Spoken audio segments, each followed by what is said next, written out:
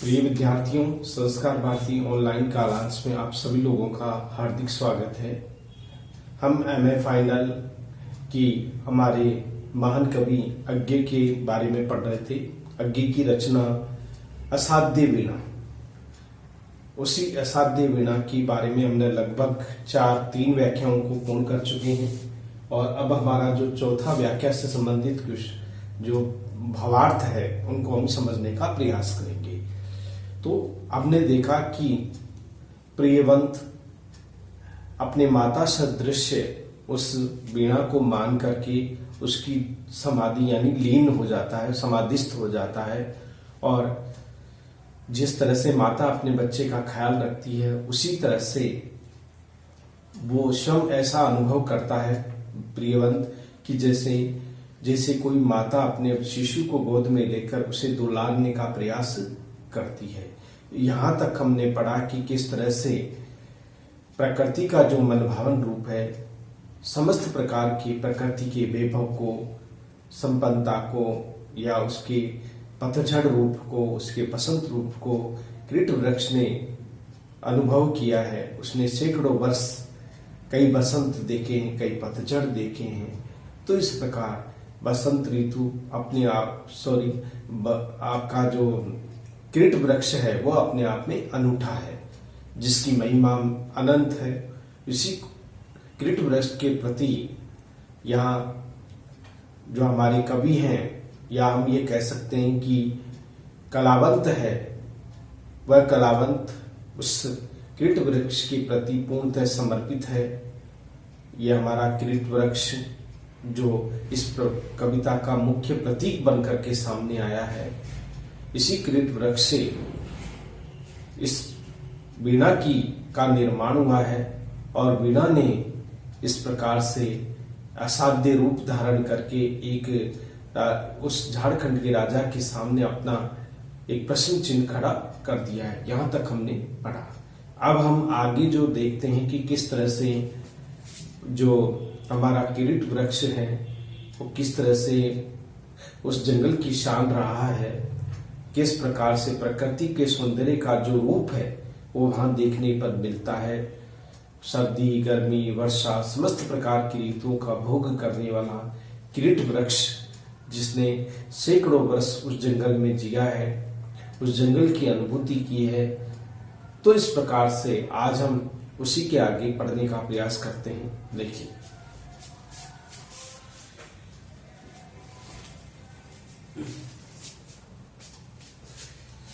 यहां तक हमने पढ़ा कि वर्षा की जो बूंदें थी वो टपक टपक गिरती रहती थी उस हमारे कृत वृक्ष के पत्तों पर, तो टपक टपक की ध्वनि सुनाई देती थी। साथ ही साथ तेज पड़ने वाली बूंदों में जो आवाज होती थी, उस आवाजों को सुनकर के जो कोठरों में रहने वाले पक्षी थे वो चौंक जाते थे, डर जाते थे। दूसरी तरफ महुए का चूना भी इस प्रकार की अनुभूति देता है कि जैसे कोई तेज वर्षा हो रही हो। इस प्रकार की प्रकृति का जो सौंदर्य रूप है उसका चित्रण कवि यहाँ पर अज्ञे ने किया है असाध्य वीणा की बहाने। देखिए, चौकी खग शावक की चिहुक, शिलाओं को दुलारते वन झरने के। देखिए, प्रकृति के सौंदर्य का चित्रण करते हुए कवि अज्ञे कहते हैं, चौके खग शावक की चिहुक।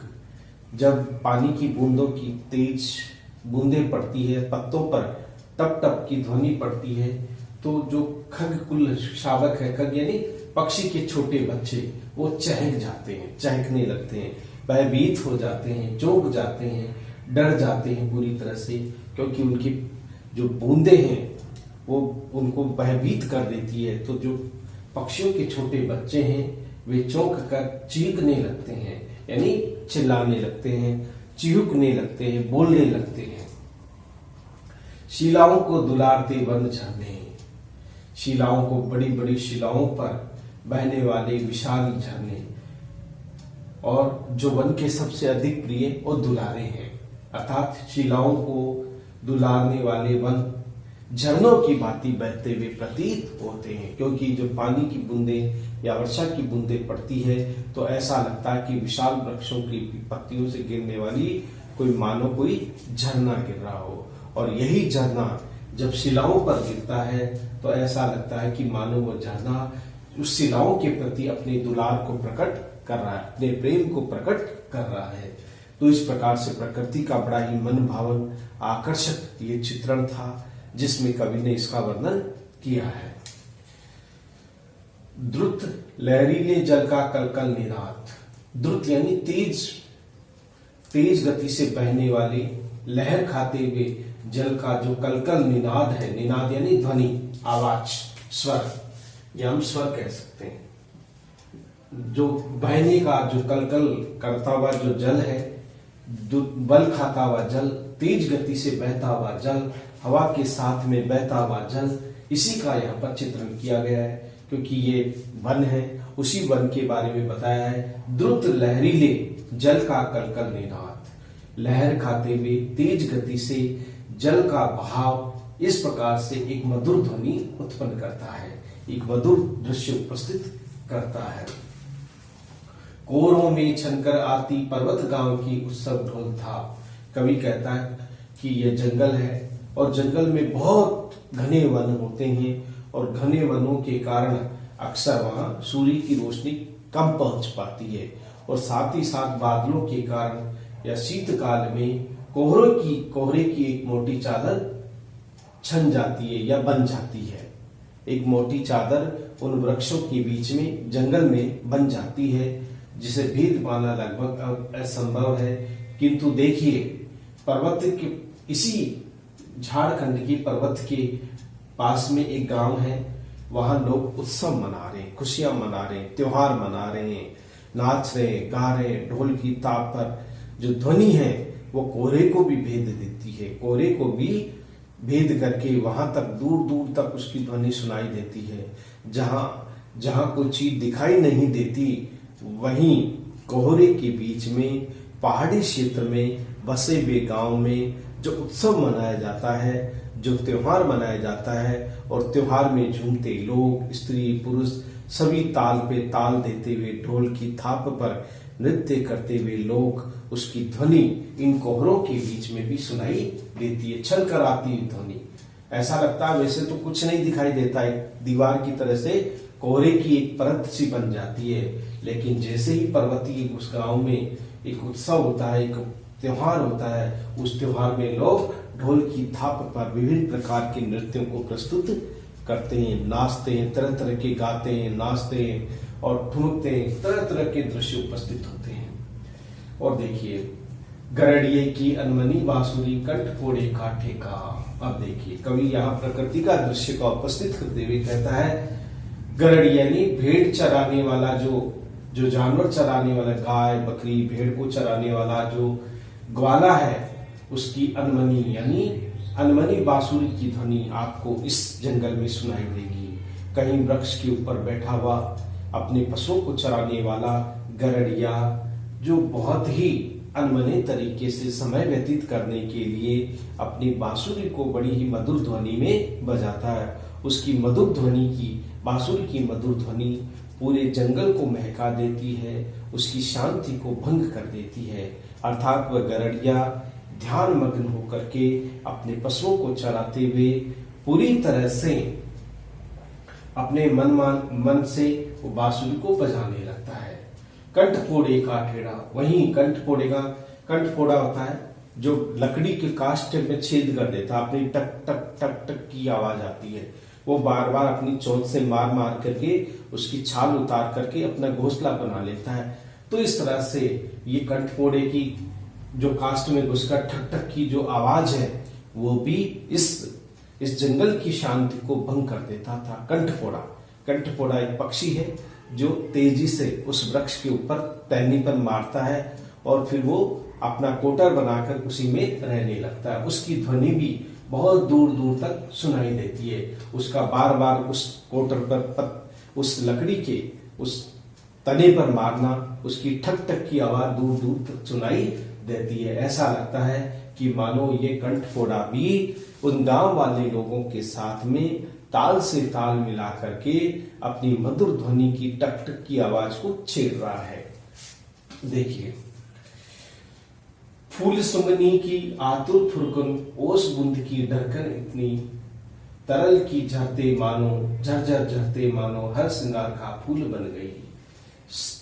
फल सुंगनी, फूल सुंगनी, फूल सुंगनी की आतुर फुरकन, एक छोटी सी चिड़िया होती है जो बहुत तेजी से फड़फड़ाती है, उड़ती है, फूलों से सुगंध लेती है। वो फूलों की सुगंध को एक जगह स्थिर रह करके काफी पंख फड़फड़ाती हुई फूलों की सुगंध लेकर के वो तेजी से उड़ जाती है। उसकी फुरकन भी वहां देखी जा, आतुर यानी तेजी से, आतुर यानी तेजी से एक चिड़िया है, फूलों के पास जाती है, फूलों की गंध को लेती है और वहीं ठहर करके थोड़ा बहुत फूलों की आनंद गंध को लेकर के फुर से उड़ जाती है, चली जाती है। ये प्रकृति का दृश्य है। ओस बूंद की ढरकन इतनी, और शीतकाल में पड़ने वाली पत्तों पर जमी हुई ओस की जो बूंदे हैं वो प्रातः काल में ढुलक जाती है, गिर जाती है, मोतियों की भांति गिर जाती है। पूरी रात में जो ओस गिरती है पत्तों पर, वो पत्तों पर गिरने वाली ओस प्रातः काल की सूर्य की जब किरणें निकलती है तो उसकी गर्माहट पा करके वो भी टपक पड़ती है, गिर पड़ती है नीचे, जैसे कोई मोती गिरे हों।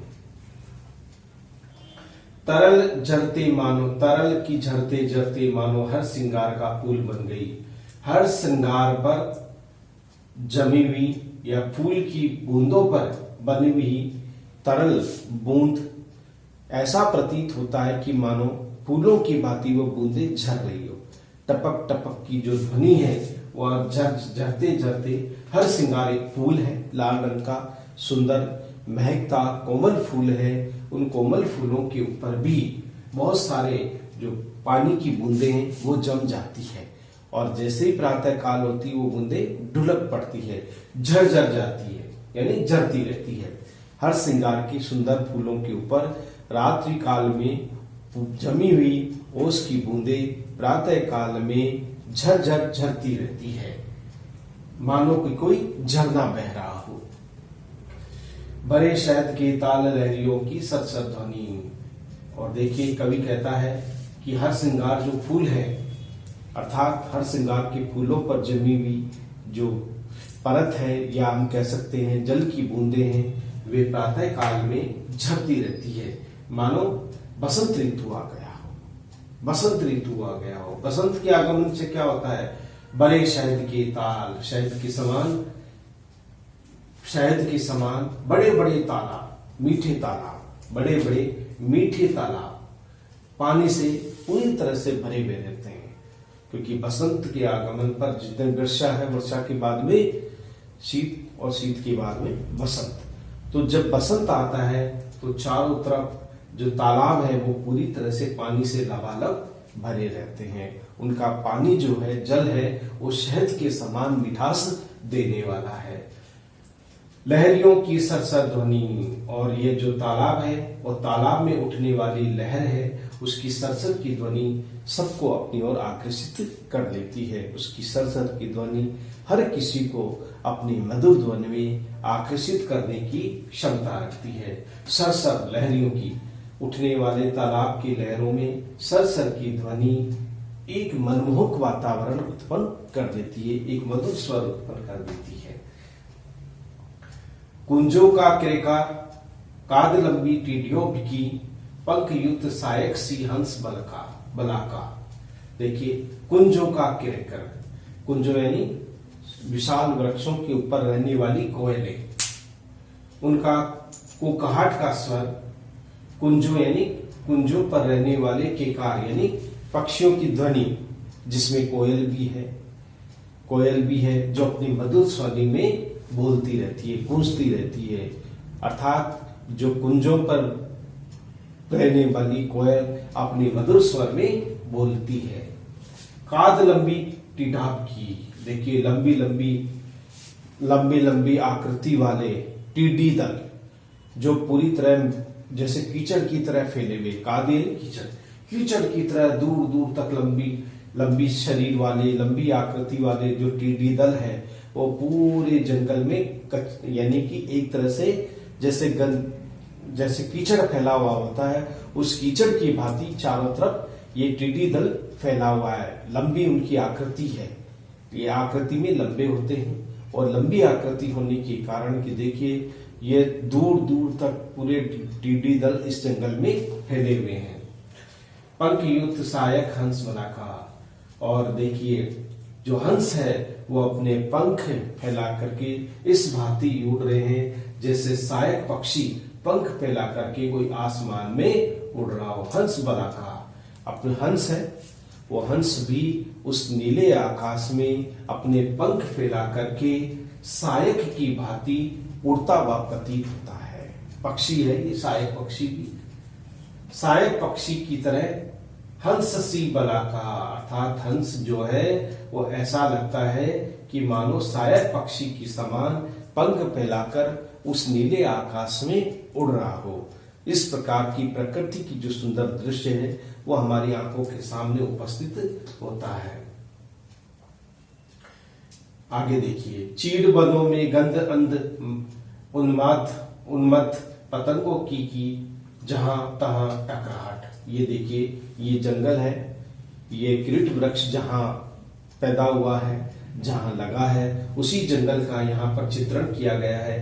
चीड़ के वनों पर सुगंधित जो चीड़ है और उसकी गंध में अंधे होकर के जितने भी कीटाणु हैं उनकी गंध में मदहोश होकर के कीट पतंगों की भांति आपस में कभी इस टहनी से कभी उस टहनी से कभी उससे कभी इससे आपस में टकराहट रहते हैं। ऐसा लगता है कि मानो चीड़ की मदहोश कर देने वाली गंध को पी करके वे मदहोश हो गए हों, जैसे नशे में चूर हो गए हों, क्योंकि ये चीड़ की जो ये चंदन की वृक्ष की जो सुगंध है, चीड़ का मतलब होता है चंदन, चंदन चंदन चंदन वृक्षों की जो गंध है, उस गंध में जो पतंगे हैं वो आपस में अंध होकर के कुछ भी नहीं दिखाई देता, वो इतना रसपान कर लेते हैं, इतना चीड़ों चंदन की उस वृक्ष की गंध में लीन हो जाते हैं कि वो आपस में ही टकराते रहते हैं। कभी तनों से टकराते हैं, कभी आपस में उड़ते उड़ते टकराने लगते हैं। ये कौन? पतंगे। इतनी टकराहट होती है, आपस में लड़ते हैं, झगड़ते हैं, आपस में टकराते हैं, क्योंकि चीड़ों की यानी चंदन के वनों से आने वाली गंध उन्हें पूरी तरह से मदहोश कर देती है, अंधा बना देती है, और कुछ नहीं देख पाने के कारण वो आपस में ही टकराते रहते हैं। पतंगे। जल प्रपात का प्लुत एक स्वर, झरने से गिरने वाला। प्रपात क्या होता है? झरना। जल झरने से गिरने वाला जो जल है वो एक ही लंबे स्वर में गिरता रहता है। छल छल छल की आवाज। प्लुत यानी लंबा, यानी एक लंबे स्वर में वो जो जल प्रपात है, जो जल का झरना है, वो छर सर की आवाज से निरंतर रूप से गिरता रहता है। एक लंबी ध्वनि, एक लंबा स्वर, एक मधुर ध्वनि दूर दूर तक सुनाई देती है। वो जल प्रपात का ध्वनि है, जल के बहने की वो ध्वनि है, जो झरने से गिर रहा है, उस जल की ध्वनि है। देखिए, झिल्ली, दादुर यानी मेंढक, कोयल, चातक झंकार पुकारों की यति में। देखिए ये जंगल है, इस जंगल में झिल्ली की, मेंढकों की, कोयल की, चातक पक्षी की, इनकी मधुर झंकारों को आप सुन सकते हैं। ये ऐसा प्रतीत होता है कि मानो ये झिल्ली, ये मेंढक, ये कोयल, ये चातक पक्षी मदहोश होकर के मानो इस जो किरीट वृक्ष है वो उनका गुणगान कर रहे हों। मधुर झंकार की जो ध्वनि है वो पूरे उस जंगल में सुनाई देती है। मधुर स्वर की ध्वनि वह सुनाई देती है, चाहे वो मेंढक हो, चाहे कोयल हो, चाहे चातक पक्षी हो, चाहे झिल्ली हो। वे सभी जो मधुर झंकार की जो ध्वनि है, जो उनकी पुकारे हैं, जो उनकी ध्वनि है, आवाज है, वो दूर दूर तक सुनाई देती है। मदहोश कर देने वाला वह प्राकृतिक वातावरण है। सरस्वती की साए साए, सरस्वती की साए साए, हवा बहने वाली, जो हवा की जो निरंतर गति है से बहने वाली हवा है, उसकी साए साए जंगल को चीर करके बहती हुई हवाएं जो अपनी साए साए की ध्वनि में हर किसी के मन में एक भय व्याप्त कर देती है, एक भय पैदा कर देती है। इसी प्रकार से कवि उस तरु वृक्ष की, उस जंगल की का चित्रण किया है जो किरीट वृक्ष जहां जिसका जन्म हुआ है उसी की स्मृति में खोया हुआ है। आगे कवि वृंदावन के शब्द, उस प्रियवंत के शब्दों में कहता है, हाँ मुझे स्मरण है दूर पहाड़ों से काले मेघों की बाढ़, हाथियों की मानो चिंगाड़ रहा हो कोई यूथ। आगे कवि कहता है कि देखिए ये जंगल है, इस जंगल में भयानक भयानक आवाजें आती है, क्योंकि यह जंगल है बड़ा ही भयानक और डरावना जंगल है, भयानक दृश्य। हाँ मुझे स्मरण है, कवि वृंदावन प्रियवंत कहता है कि मुझे याद है कि दूर पहाड़ों से काले काले मेघ बादल काले काले घटाओं से गिर आते हैं, ऐसा लगता है कि मानो कोई भयानक बाढ़ इस जंगल को ले जाएगी, इस जंगल को निगल जाएगी, क्योंकि आसमान में छाए हुए काले काले बादल बड़ा ही भयानक दृश्य उपस्थित करते हैं। ऐसा लगता है कि मानो आसमान से भयानक बाढ़ आने की कोई संभावना हो, क्योंकि काले काले बादल एक अज्ञात जो भय है वो मन में व्याप्त कर देता है, भयानक वो दृश्य आंखों के सामने उपस्थित हो जाता है। तो प्रियवंत कहता है कि मुझे याद है, मुझे स्मरण है, दूर पहाड़ों से काले मेघों की बाढ़, दूर दूर से घुमड़ते घुमड़ते बादलों की गर्जना करते हुए, बादलों की जो गड़गड़ाहट है, जो ध्वनि है, ऐसा लगता है कि मानो कोई मेघों यानी बादलों की कोई बाढ़ आ गई हो, भयानक रूप से बादल छा जाते हैं। और उसकी आवाज कैसे सुनाई देती है, हाथियों का मानो चिंगाड़ रहा हो यूथ। ऐसा लगता है यूथ यानी युवा, जवान युवा, मानो कोई युवा हाथी समूह के रूप में भयानक रूप से कोई चिंगाड़ रहा हो। काले रंग के हाथी है और काले रंग के ही बादल है, तो जो बादल है उन बादलों में ऐसा लगता है कि ये बादल नहीं है, मानो जंगल में ही रहने वाले विशालकाय हाथी है, और विशालकाय हाथी अपनी मदमस्त भयंकर आवाज में चिंगाड़ रहा हो। इसी तरह से बादलों की ध्वनि सुनाई देती है, बादलों की गड़गड़ाहट सुनाई देती है। काले काले बरसने वाले बादल, गड़गड़ाने वाले बादल इस जंगल में ऐसे सुनाई देते हैं मानो काले रंग के हाथी को चिंगाड़ रहे हों, जबकि वो क्या है, बादल है। यहाँ पर बादलों की संख्या किससे दी गई है, हाथियों से। गड़गड़ाहट बढ़ती भैया की, गड़गड़ाहट चढ़ती भैया की, रेतीले कगार का गिरना छप छपा चढ़ा।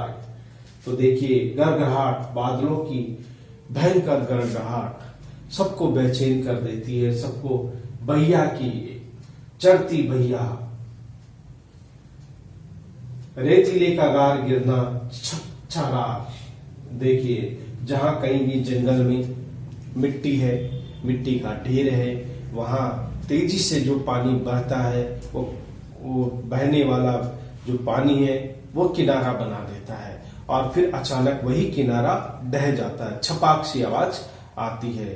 भयानक ये उस जंगल का वो दृश्य है जिसका यहाँ पर कवि ने चित्रण किया है कि रेतीले कगार यानी किनारा, कगार यानी किनारा, किनारा अर्थात रेतीला जो किनारा है वो तेज बाढ़ के कारण, तेज वर्षा के कारण कुछ समय बाद में छपाक से वो गिर पड़ता है, यानी ढह जाता है, नष्ट भ्रष्ट हो जाता है। क्योंकि ये जंगल है, इस जंगल में हरे भरे पेड़ पौधे हैं, तो यहाँ भयानक बाढ़ भी आती है। यहाँ तक कि यहाँ नदियों का भी संगम होता है, और छपाक से नदियों के किनारे के जो बड़े बड़े जो किनारे हैं वो तुरंत उस पानी में मिल जाते हैं, छपाक सी आवाज सुनाई देती है, दूर दूर तक की आवाज सुनाई देती है। झंझा की फूंकार तृप्त और भयानक रूप से बहने वाला झंझा है, आंधी और तूफान। झंझा का मतलब होता है आंधी तूफान की भयानक आवाज, तप्त पेड़ों का अरर का टूट कर गिरना, भयानक रूप से मन में इस तरह का दृश्य उपस्थित कर देने वाला वो दृश्य है, उसी का चित्रण यहाँ पर किया है। झंझा यानी आंधी और तूफान का पुकार मारती, जैसे कोई सांप पुकार मारता है, उसी तरह से आंधी और तूफान सारे उस जंगल को घेर लेते हैं, पुकारते रहते हैं, अर्थात भयानक दृश्य उपस्थित कर देते हैं। पेड़ों का अर का टूट कर गिरना, भयानक जब आंधी तूफान आते हैं तो बड़े से बड़ा जो मजबूत पेड़ भी है वो टूट करके गिरने लगता है। इस तरह का भयानक दृश्य उस जंगल में उत्पन्न हो जाता है। ओलों की करी चपत, ओलों की जो भयंकर चपते हैं या जगह जगह वृक्ष यानी वृक्षों को खंडित कर देती हो, पत्तियों को खंडित कर देती है, फूलों को नष्ट कर देती है, ओलों की एक लंबी चादर बिछ जाती है। ये जंगल का दृश्य है। यहाँ पर सभी प्रकार के प्रकृति के जो दृश्य है वो यहाँ पर देखे जा सकते हैं। ओलों की भयंकर चपत, भयंकर मार जो पक्षियों को लगती है, पशुओं को लगती है, सभी जीवों सब तृप्त हो जाते हैं। जब ये पाले की तनी कटारी सी सूखी घासों की टूटन, अर्थात जब ये पाले से तनी, पाले से जो घास है वो बिल्कुल तन गई हो, बिल्कुल सीधी खड़ी हो, कटार की तरह हो गई हो, वही सूखी घास भयंकर बारिश की उस प्रहार से, ओलों के उस प्रहार से सूखी घास भी, तिनके भी टूटने लग जाते हैं। क्योंकि जो कटारी की तरह चुभने वाली घास है वो भी पाले जमने से वो बिल्कुल सीधी हो जाती है, लेकिन जब उस पर मार पड़ती है, पानी की बूंदों की और ओलों की मार पड़ती है, तो वही घास टूट कर बिखर जाती है। इसी का चित्रण कवि ने यहाँ पर किया है कि किस तरह से जमे हुए पाले से तनी हुई जो घास है कटारी की भांति होती है, कटार की भांति हो जाती है, वही घास इन पानी की बूंदों से और ओलों की मार से टूट जाती है, बिखर जाती है। ये सभी दृश्य आंखों के सामने उपस्थित होता है।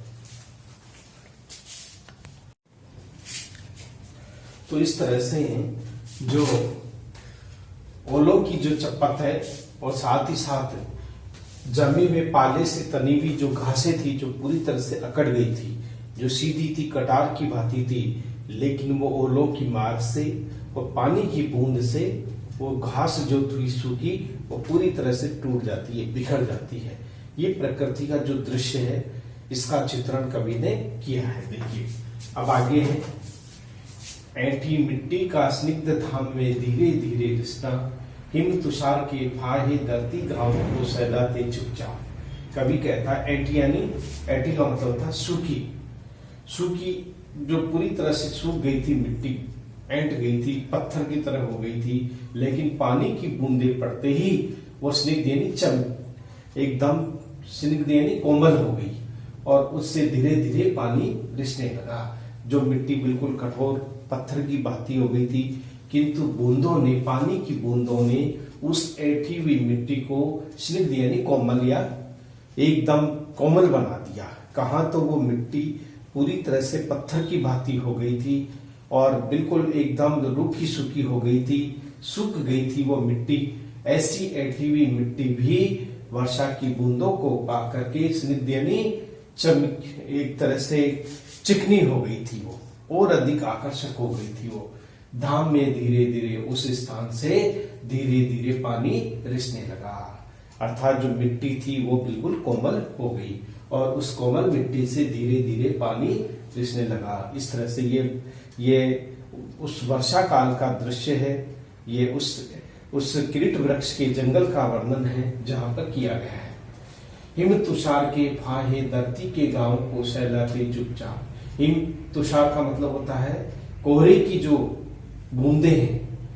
हिम तुषार यानी कोहरे की छोटी छोटी बूंदे, कोहरे की छोटी छोटी बूंदे। ऐसा लगता है कि मानो धरती पे बने हुए घावों पर चुपचाप मरहम लगा रही हो। जो तुषार की, अर्थात हम कह सकते हैं कोहरे की छोटी छोटी छोटी छोटी पानी की बूंदें इस धरती पर जो जगह जगह घाव बन गए हैं, धरती पर फोड़े आ गए हैं, धरती पर घाव बन गए, उन घावों पर मानो कोई माओ को सहला रही हो या उसका मलहम लगा रही हो, चुपचाप बिना कुछ बोले। ये कौन है? कोहरे के फाहे जो है वो टूट टूट कर गिरते रहते हैं आसमान से बूंदों के रूप में। एक छोटे छोटे कोहरे की जो बूंदे हैं वो धीरे धीरे सब जगह गिरते रहते हैं। ऐसा लगता है कि मानो जहां धरती की कोई घाव हो गया था उस घाव पर यह मलहम लगाने का काम कर रहे हैं या घाव पर दवाई लगाने का काम कर रहे हैं। चुपचाप बिना कुछ बोले, बिना कुछ कहे वे अपने काम में लगे हुए हैं। घाटियों में भरती गिरती चट्टानों की गूंज।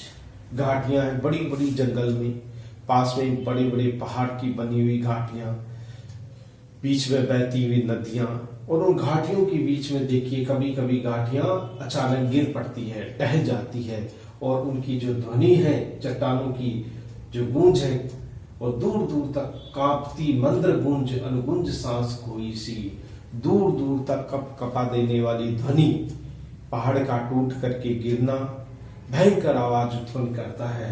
और उस तरह से हमारी जो ध्यान निद्रा है वो पूरी तरह से टूट जाती है, क्योंकि बड़ी बड़ी जो चट्टानें हैं वो वर्षा से ढीली हो जाती है, कमजोर हो जाती है, और बड़ी बड़ी चट्टान खिसक करके धड़ाम से आवाज, बहुत तेजी की आवाज करती है, जिससे कि आसपास का जो वातावरण है मंद गति से या तेज गति से उसकी ध्वनि सुनाई देती है। और कुछ तो ऐसी होती है जो धीरे धीरे अनुगुंज आवाज करती हुई गिरती रहती है, घाटियां ढह जाती है, गिर जाती है, नष्ट भ्रष्ट हो जाती है। इसी का यहाँ पर कवि चित्रण कर रहा है। सांस कोई सी, बिल्कुल भयभीत हो जाते हैं, सांस रुक जाती है कि ये क्या हुआ, क्योंकि भरे उस शांत वातावरण में, उस जंगल में इस प्रकार भयानक दृश्य आंखों के सामने उपस्थित हो जाता है। भयानक वो दृश्य मन को विचलित कर देता है, मन को व्यथित कर देता है। इसका चित्रण कवि ने किया है। धीरे धीरे नीरव, जैसे ही वो घाटियों से वो पत्थरों का गिरना रुक जाता है, वापस वहीं उसी घाटी में धीरे धीरे शांत वातावरण पूरी तरह से छा जाता है। तो इस प्रकार ये उस किरीट वृक्ष का वर्णन है, जहाँ किरीट वृक्ष नदी है, घाटी है, पहाड़ है, और दूसरे वृक्ष, पेड़ पौधे हैं, जीव, अनेक प्रकार के जीव हैं, उसमें विचरण करने वाले हैं, उन सभी का चित्रण कवि ने किया है। तो इस तरह से ये जो है अज्ञे की असाध्य वीणा का किरीट वृक्ष के उस जंगल का वर्णन किया गया है, जो झारखंड में स्थित है। झारखंड में इसी किरीट वृक्ष ने जन्म लिया, और इसी की जो ख्याति है या प्रसिद्धि है वो पूरे जंगल भर में या पूरे आसपास के क्षेत्र में प्रसिद्ध है। ये किरीट वृक्ष, इसी वृक्ष से किरीट वज्र कीर्ति नामक एक तपस्वी ने इस वीणा का निर्माण किया था। तो कवि देखिए यहाँ पर जो आगंतुक है, जिसे हम कहते हैं प्रियवंत केवल अपने ध्यान लगा करके किरीट वृक्ष की उस जंगल में पहुंच जाता है कि जहां वो किरीट वृक्ष लगा हुआ था, और उसी किरीट वृक्ष से इस वीणा का निर्माण किया गया था। अब वो समर्पण भाव से उस किरीट वृक्ष के प्रति अपने मनोभावों को व्यक्त करता है। जंगल की बहुत भयानक दृश्य भी हमारे आंखों के सामने उपस्थित होते हैं। इन सभी दृश्यों को स्वयं किरीट वृक्ष भी अनुभवित करता है, देखता है। ये तो कवि ने अपनी कल्पना की है, अपने अनुभूतियों को इसमें बताया है कि किस तरह से भयानक दृश्य आंखों के सामने रोमांचक पैदा कर देते हैं। वह दृश्य कभी कभी मन में भय पैदा कर देते हैं। तो प्रकृति की विभिन्न रूप, वर्षा का और साथ ही साथ किरीट वृक्ष के का चित्रण इसमें किया गया है। तो इस तरह से यह हमारी थी असाध्य वीणा, जिसकी हमने अभी तक 4 पॉइंट हमने पढ़े हैं, 4 व्याख्याएं जो महत्वपूर्ण है परीक्षा की दृष्टि से, इनके बारे में हमने पढ़ा है। नीरव का मतलब होता शांत, जो वातावरण भयानक रूप से था, पत्थरों के गिरने की जो भयानकता थी, आवाज थी, ध्वनि थी, वो पूरे जंगल की शांत वातावरण को भंग कर देती थी और फिर धीरे धीरे शांत हो जाता था वातावरण। क्योंकि जब वो ढहना रुक जाता, गिरना रुक जाता है, तो जो वातावरण है जंगल का वो पूरी तरह से शांत हो जाता है। या कई बार प्रतिध्वनि भी सुनाई देती है, जैसे गिर इधर रहा हो, सुनाई उधर देती है। क्यों? क्योंकि वो जंगल है जहां पेड़ों से, पत्तों से ध्वनि वापस लौट जाती है, आगे तक नहीं जा पाती है, वापस प्रतिध्वनि हो जाती है उसकी। ऐसा दृश्य भी आंखों के सामने उपस्थित हो जाता है। तो नीरव का मतलब यहाँ शांत है। तो इस तरह से अनुगुंज का मतलब होता है आवाज, ध्वनि सुनाई देने लग जाती है। अनुगुंज यानी प्रतिध्वनि भी कह सकते हैं। गुंज के पीछे अनुगुंज, प्रतिध्वनि होगी। सांस रोक के उस प्रतिध्वनि को लोग सुनते हैं कि ये क्या हुआ, क्योंकि जंगल में जब पहाड़ खिसकते हैं, पहाड़ जब गिरते हैं तो उनकी प्रतिध्वनि दूर दूर तक सुनाई देती है, क्योंकि वो एक वृक्षों से घिरा हुआ भयानक वातावरण होता है। अब हम विशेष लिख सकते हैं। अज्ञे ने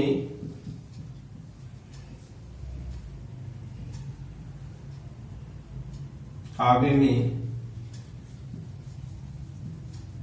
प्रकृति के मनोरम दृश्य के साथ साथ भयानक दृश्य का भी विधान किया है। विधान किया है। एक दूसरा है भाषा सरल सुबोध काव्य अनुकूल है। तीसरी विशेषता है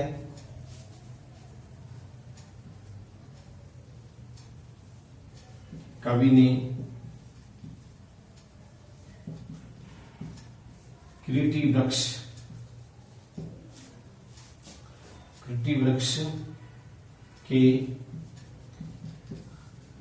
जंगल का सुंदर वर्णन किया है। और चौथी है विशेषता, कवि ने तद्भव तथा तत्सम शब्दों का सहज प्रयोग किया है।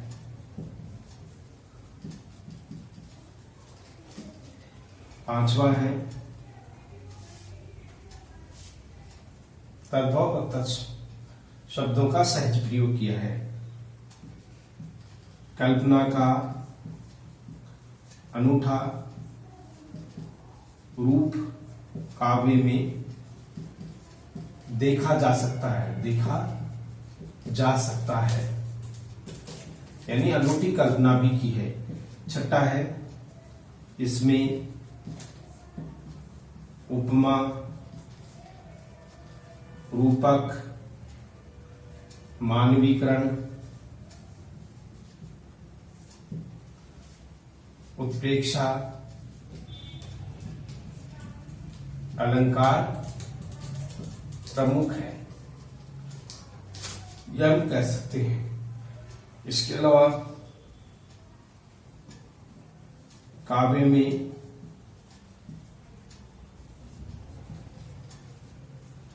अभिधा व लक्षणा का सरस प्रयोग है। ये विशेषता में लिख सकते हैं कि किस तरह से ये किन विशेषताओं से युक्त है। तो इस तरह से ये हमारी जो चौथी जो व्याख्या थी वो हमने यहाँ तक पढ़ी।